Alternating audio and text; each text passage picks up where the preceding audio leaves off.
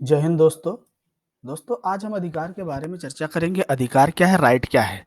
आप अपना जब किसी से कुछ मांगते हैं तो कहते हैं ये हमारा अधिकार है।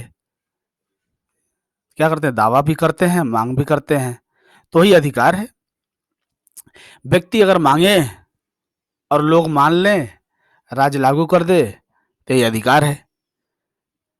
आप कुछ मांग लें पिताजी से, पिताजी ने अगर स्वीकार कर लिया, क्या ठीक है, कहते हैं हाँ हम ऐसा करेंगे, यही मांग है, यही अधिकार है। तो अधिकार क्या है? बोसांके कहते भी हैं, अधिकार वह मांग या दावा जिसे समाज स्वीकार करे, राज्य लागू करे। समाज स्वीकार कर ले, राज्य लागू करे। जैसे आप अपने पढ़ने के लिए पिताजी से 5,000 रुपया मांग रहे महीना, कि हमें 5,000 रुपये इलाहाबाद में पढ़ने के लिए चाहिए, दिल्ली में 10,000 रुपये रहने के लिए 10,000 रुपये चाहिए। पिताजी ने कह दिया कि हाँ चलो ठीक है हम देंगे, तो स्वीकार कर लिया।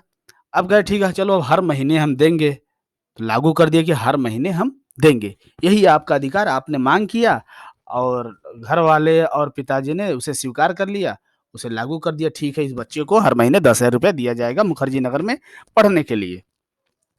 तो बसांकी का यही कहना, अधिकार वह मांग या दावा जिसमें समाज स्वीकार करे, राज्य लागू करे। हॉलैंड कहते हैं, हॉलैंड भी कहते हैं, अपने बल पर नहीं बल्कि समाज की स्वीकृति के बल पर एक व्यक्ति द्वारा दूसरे व्यक्ति को प्रभावित करने की शक्ति अधिकार है। अपने बल पर नहीं, जैसे कोई कहता कि नहीं हम अपने बल पर, ये हमारा अधिकार है, यानी गुंडई के बल पर, तो गुंडई या बदमाशी के बल पर नहीं, आप प्रभावित कर लें दूसरे को, आप प्रभावित करके कहें, आप उसे मना लें, मना कर कहें कि हमारा अधिकार है, वो लोग मान जाए, तो आपने प्रभावित कर दिया, मान गए। तो प्रभावित करने की शक्ति, प्रभावित करने की शक्ति ही अधिकार है। वही अधिकार है, मान लिया फिर लागू हो जाएगा। एक ग्रीन कहते हैं, ये परिभाषा आप जो भी परिभाषा जो दे रहे हैं उनका परिभाषा मैं समझा रहा हूँ, आप उसे याद भी करेंगे स्टेटमेंट, क्योंकि स्टेटमेंट ये बार बार पूछता है।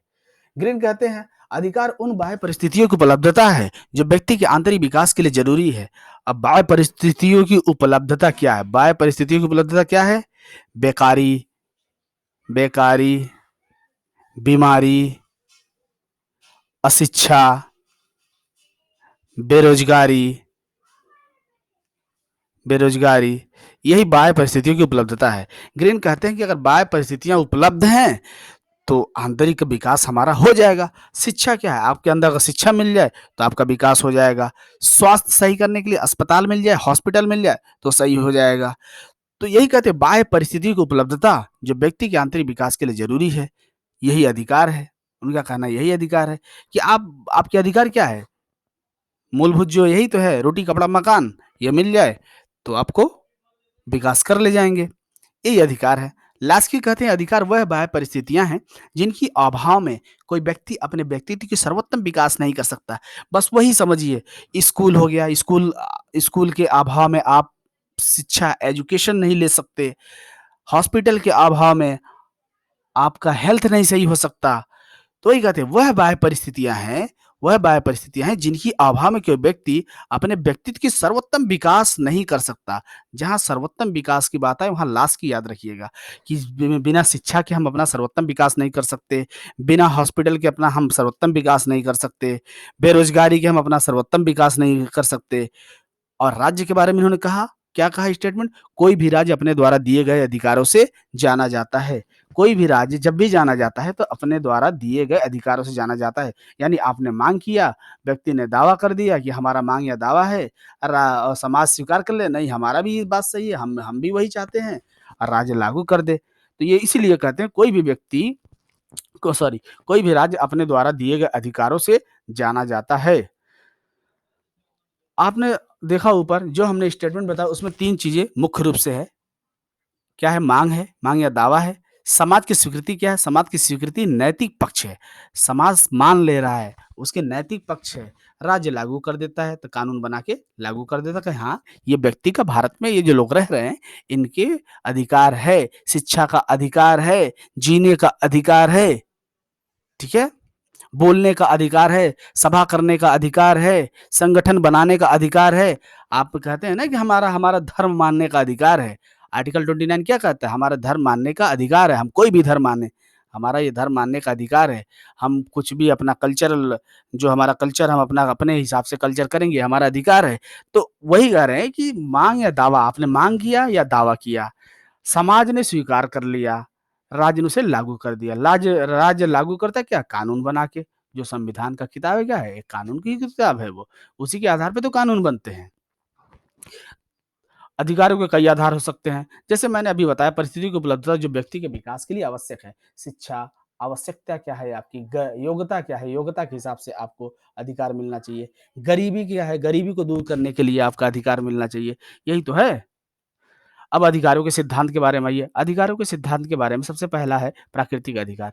प्राकृतिक अधिकार वह अधिकार होता है जो आपको प्राकृतिक रूप से मिला हुआ होता है, वही प्राकृतिक अधिकार कहलाता है। इस सिद्धांत के मुख्य प्रतिपादक लॉक हैं। मुख्य प्रतिपादक लॉक हैं। एक तो प्राकृतिक अधिकार आप लोग अच्छी तरह जानते हैं जीवन जीने की जो स्वतंत्रता है, जीवन जीने की जो राइट है, जो अधिकार है, वो आपको क्या है? प्रकृति ने दिया है, ईश्वर ने आपको दिया है। ये आप सभी लोग जानते हैं। तो लॉक कहते हैं कि इसके मुख्य प्रतिपादक है प्राकृतिक अधिकार को। जब भी पूछेगा कि प्राकृतिक अधिकारों के सिद्धांत के मुख्य प्रतिपादक या प्रवक्ता कौन है, वो है लॉक। लेकिन हॉब्स, रूसो, टॉमस पेन जो भी समझौतावादी रहेगा, वो प्राकृतिक अधिकार को मानेगा। समझौतावादी विचारक समझौतावादी विचारक समझौतावादी विचारक जो भी रहेंगे, वो इस सिद्धांत को मानेंगे कि जो भी अधिकार हमें मिला है, वो प्राकृतिक रूप से मिला है, किसी ने दिया नहीं है। ठीक है? इस सिद्धांत के अंदर प्राकृतिक अधिकार भी अधिकार हैं, जो प्रकृति को जन्मजात प्राप्त है। हमने कहा ना कि इस सिद्धांत को ये सिद्धांत ये मानता है कि हमें राज्य ने नहीं दिया है, ये हमें प्राकृतिक रूप से मिला है, हमें ईश्वर ने खुद ही दिया है। जब हम पैदा हुए तभी हमको ये सब मिल चुका था, जो भी प्राकृतिक अधिकार है। मनुष्य को प्राकृतिक अवस्था में भी ये अधिकार प्राप्त थी। ये सिद्धांत ये कहता है सामाजिक स्वीकृति की ज़रूरत ही नहीं है, समाज की क्या स्वीकृति की ज़रूरत है? अर्थात अधिकार राज्य द्वारा प्रदत्त नहीं है, अधिकार जो है हमें राज्य ने नहीं दिया है। ना राज्य छीन छीन सकता, ना इसे सीमित कर सकता है। इन अधिकारों की रक्षा के लिए राज्य सिर्फ जन्मा हुआ। राज्य किस लिए बना है? ये प्राकृतिक अधिकारों को सिद्धांतवादी जो कहते हैं, ये कहते हैं राज्य सिर्फ जन्मा है कि हमारे अधिकारों का ये सिर्फ प्रोटेक्शन करे, हमारी रक्षा करे और कुछ ना करे। हमें इसे ये अधिकार नहीं दिया, प्राकृतिक रूप से हमें अधिकार मिला है। कुल मिलाकर ये सिद्धांत क्या कहता है? ये सिद्धांत कहता है कि समाज से स्वतंत्र है, समाज ने हमें दिया नहीं है, निरपेक्ष है, कोई पक्षी नहीं है, स्वयंभू है यानी अपने से जन्मा हुआ है। अब इसमें कुछ विचारक हैं जो कहें कि कौन-सा प्राकृतिक अधिकार है। हॉब्स कहते हैं आत्मरक्षा को ही प्राकृतिक अधिकार मानते हैं। कौन? हॉब्स। हॉब्स जो है आत्मरक्षा को ही अधिकार मानते हैं। ये कहते हैं कि राज्य जो जन्मा है वो सिर्फ़ हमारे आत्मरक्षा के लिए है, इसीलिए हम राज्य का निर्माण किए हैं। लॉक कहते हैं लॉक का कहना है जीवन, स्वतंत्रता, संपत्ति ये हमारा प्राकृतिक अधिकार है। जीवन जीने की लाइफ़ जो हम जी सकें, जो जी हम ज़िंदा रह सकें, ये हमारा प्राकृतिक अधिकार है। स्वतंत्रता हम बोल सकें, संगठन बना सकें, बोलने की हमारी आज़ादी है, ये स्वतंत्रता हमारी है। संपत्ति, हमारे पास जो भी संपत्ति है, हम संपत्ति का अर्जन कर सकते हैं, बयान कर सकते हैं, खर्च कर सकते हैं, कमा सकते हैं। इसमें सरकार का कोई हस्तक्षेप नहीं होना चाहिए, ये प्राकृतिक अधिकार है। ग्रीन कहते हैं कि समझौतावादियों का आलोचना करने लगते हैं, कहते हैं कि समझौतावादी का सबसे बड़ा दोष यही है कि वो अधिकारों का अस्तित्व पूर्व सामाजिक मानते हैं। वो कहते हैं कि पूर्व सामाजिक मतलब आप समाज जब नहीं बना था, राज्य नहीं जब बना था, समझौतावादी यही सबसे बड़ा दोष उनका यही है कि इससे पहले वो अधिकार को मानते हैं। वो कहते हैं कि राज्य ने नहीं दिया है, प्राकृतिक अधिकार है, ये हमारा नेचुरल राइट है। रूसो कहते हैं प्राकृतिक अधिकार और नागरिक अधिकार में कोई भेद नहीं है। रूसो भी समझौतावादी हैं। वो कहते हैं कोई भेद नहीं, ना प्राकृतिक अधिकार और नागरिक अधिकार में कोई भेद नहीं है। उनका कहना है कि जब मनुष्य प्राकृतिक अवस्था को छोड़कर समाज बनाकर रहने लगा तो उसी को जो प्राकृतिक अधिकार है, वही नागरिक अधिकार में बदल गया। रूसो का कहना है जो प्राकृतिक अधिकार है, वही नागरिक अधिकार में बदल गया। उसके पहले जो है जैसे जब मनुष्य रहता था, जब समाज बना लिया, तो जो अधिकार जन्मजात प्राप्त थे, जो अधिकार उससे पहले थे जब हम जंगली जीवन जी रहे थे, वही अधिकार जब समाज बना लिए तो वही अधिकार हमारा नागरिक अधिकार बन गया। प्राकृतिक अधिकार की आलोचक भी हैं जैसे बेंथम।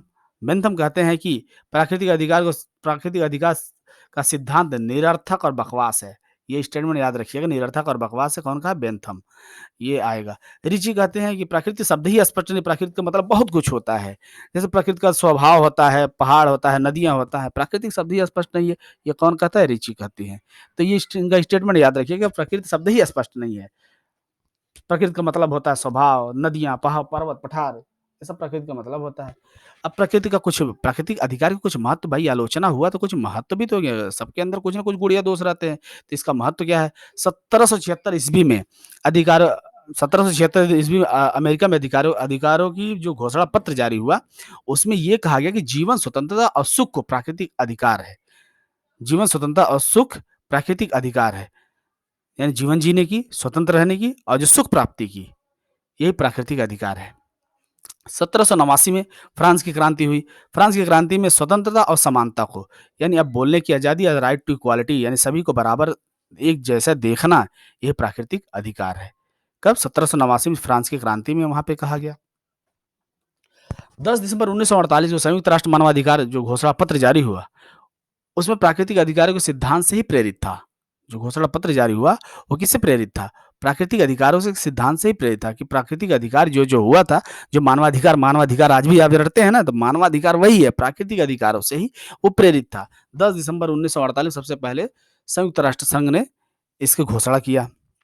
इस उपलक्ष्य में 10 दिसंबर को मानवाधिकार दिवस के रूप में मनाया जाता है। 10 दिसंबर को मानवाधिकार दिवस के रूप में मनाया जाता है। आज के लिए यहीं तक। धन्यवाद। अगली वीडियो का इंतजार करिए। अगले सिद्धांत का, कानूनी अधिकार के बारे में हम चर्चा करेंगे। अगली वीडियो का इंतजार करिए। धन्यवाद दोस्तों।